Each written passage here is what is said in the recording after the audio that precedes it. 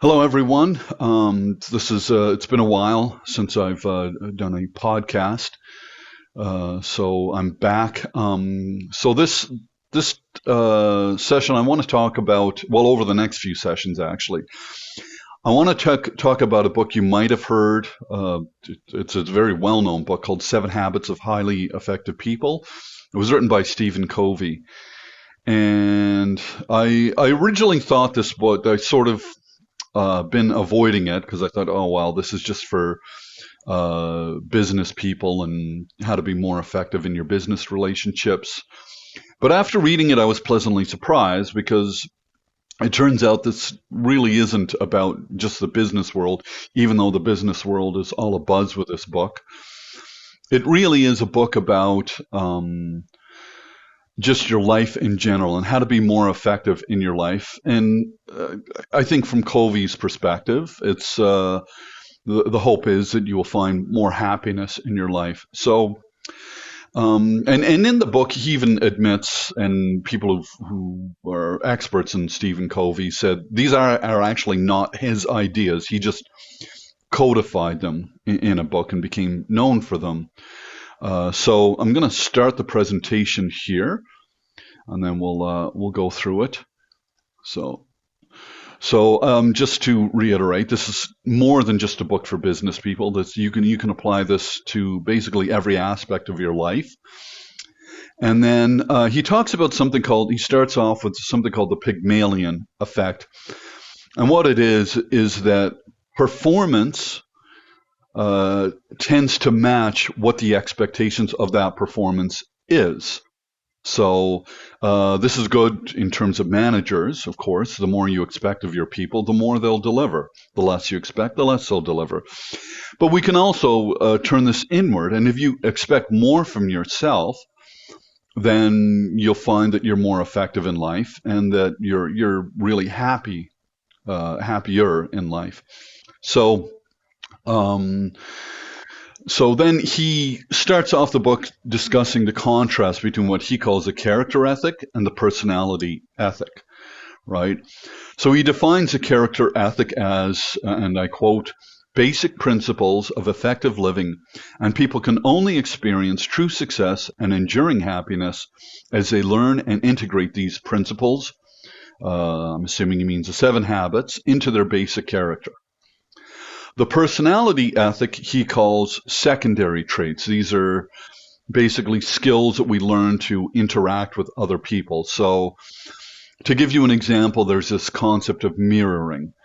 So, when you're speaking with someone, some people say mirror how they're talking, mirror their language, even mirror their body posture and things like this. And if you do it subtly enough, they'll say it can help build rapport with that person. If you're too overt, then they'll, of course, notice it. Well, what are you doing here? But he argues that while these personality ethics are effective in the short term, they don't build long-lasting relationships.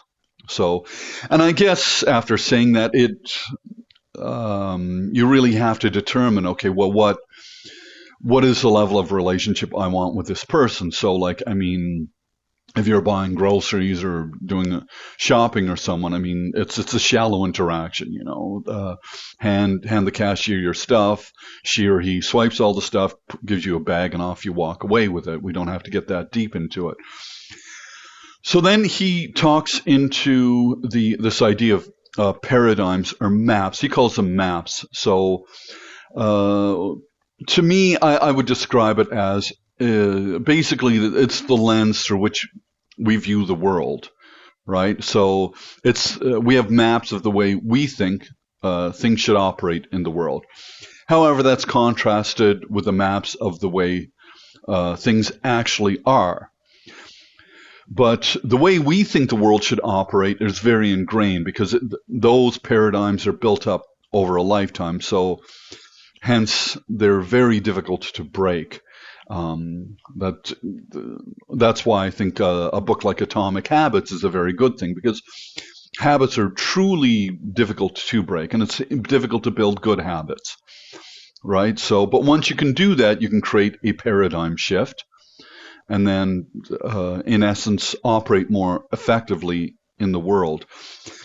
So, what are the foundational principles of this character ethics? He called lighthouse principles.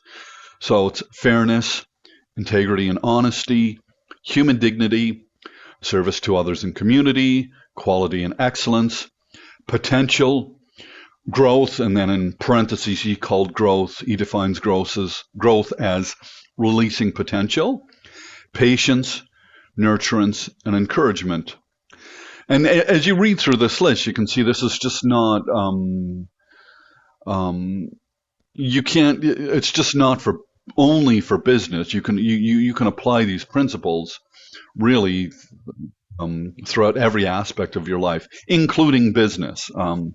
He certainly, he certainly, not surprisingly, he doesn't encourage um, unethical behavior, like or shallow relationships and stuff like that in a business thing. So he defines principles as deep, fundamental truths that have universal application. And he contrasts principles with values, right? So principles are not values. So an example he gives is that we can value greed, but greed would be a violation of fundamental principles. So, and then he goes into excellence as habit. This is actually from Aristotle. So Aristotle said, sow a thought, you reap an action. Sow an action, you reap a habit. Sow a habit, you reap a character. Sow a character, you reap a destiny. And then he talks about production versus production capacity. And he says you kind of need to work on both. So production is the idea that you, this is basically how efficient you are. He says it's what do we want is production. I don't quite get that thing, but I would define production as production determines the volume of what we can create or produce, right? Production capacity determines our efficiency in creation. So production, he says, production capacity answers the question: how can we get what we want? And you need to work on both. You need to actually do the work that you're either being paid to do, or even in your general life. You need to, if you have a house project, you need to actually do the work. Or if you have a dispute with your spouse, you need to actually sit down and have the discussion over that.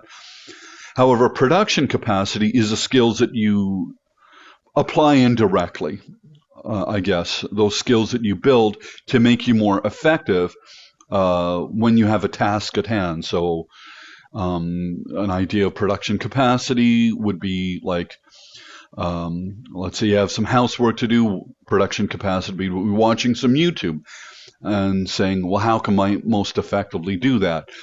If you have a dispute with your spouse, the production capacity portion would be reading up on some effective marriage books and interrelationship books. So we need to work on both. So and then to apply ourselves to whatever task is at hand, we need three things. We need the knowledge of what do we have to do. We need the skill. How are we going to go about doing it? And we need the desire. Do we actually want to do this? And he also talks about what he calls a maturity continuum. So when you're young, when you're very, very young, you have a you-centered perspective on life. You're dependent on other people. As you get older, certainly, in teenage years, and even I would argue as young adults, you start to gain your independence, right? You become me-centered. And then as you get much older, and psychology does bear this out, we start to work on our interdependence, our relationships with others, and we move to a we-centered perspective on life. So before I move to this slide, I sort of jumped ahead. The habits are broken into, there are 7 habits in total. They're broken into 3 categories. So habits 1, 2, and 3 are what he calls internal habits. He says these are what determine our private victories. Habits 4, 5, and 6 are external habits. These determine our public victory, or public victories in plural form. And habit 7 is just basically integrating all the other 6 habits that come before that. And it really is just a process of continuous improvement.